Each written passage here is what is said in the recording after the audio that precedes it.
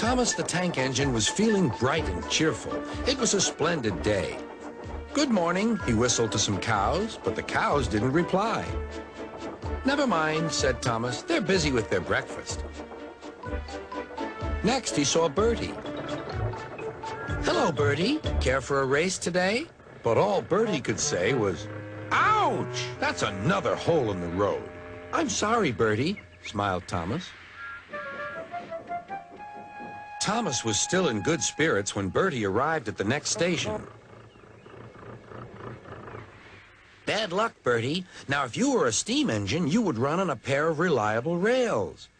"Huh," replied Bertie. "The railway was supposed to deliver tar to mend the road 2 weeks ago. You can't trust a thing that runs on rails."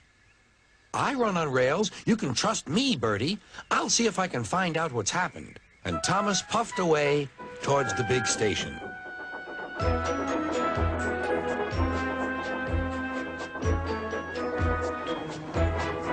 James was snorting about in the yard. "It's too bad," he grumbled. "Percy goes to work at the harbor, and I do his job. Here, there, and everywhere. Take that!" "Oh," groaned the freight cars. "Just you wait. We'll show you."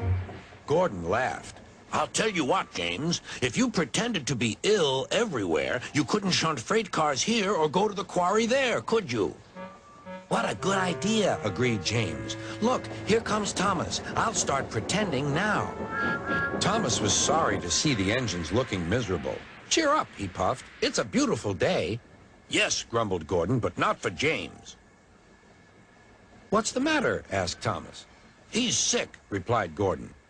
"Yes, he is. I mean, I am," stuttered James. "I don't feel well at all." "Don't worry," said Thomas kindly. "I'll help out if you're ill." Gordon and James snickered quietly to each other. Some of James's cars were coupled behind Thomas, and he steamed away to the quarry. The cars were still cross. "We couldn't pay James back for bumping us, so we'll play tricks on Thomas instead. One engine is as good as another." But Thomas didn't hear them.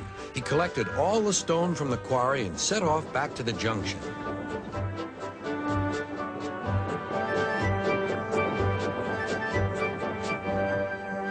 Danger lay ahead. "Now for our plan," giggled the cars. "Go faster, go faster." They pushed Thomas over the switches. "Slow down," called Thomas's driver, and applied the brakes.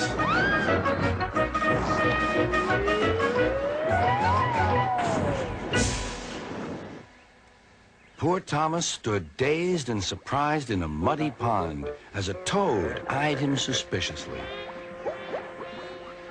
"Bust my buffers," muttered Thomas. "The day started so well, too." Duck pulled away the cars, and Edward helped Thomas back to the junction. Suddenly, Thomas remembered the missing tar. He told Edward all about it. "That's strange," said Edward. "A car full of tar has been left at my station. That must be it. Driver will make sure it gets to Bertie now."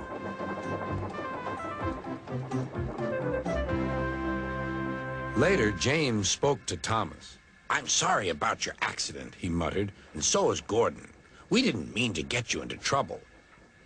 "No, indeed," spluttered Gordon. "A mere misunderstanding, Thomas. All's well that ends well." Just then, Bertie arrived. He looked much more cheerful.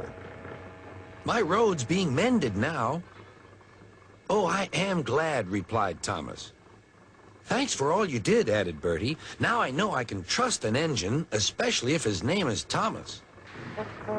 Gordon and James puffed silently away to the shed, but Thomas still had company. "Well, well," he sighed, "what a day for surprises."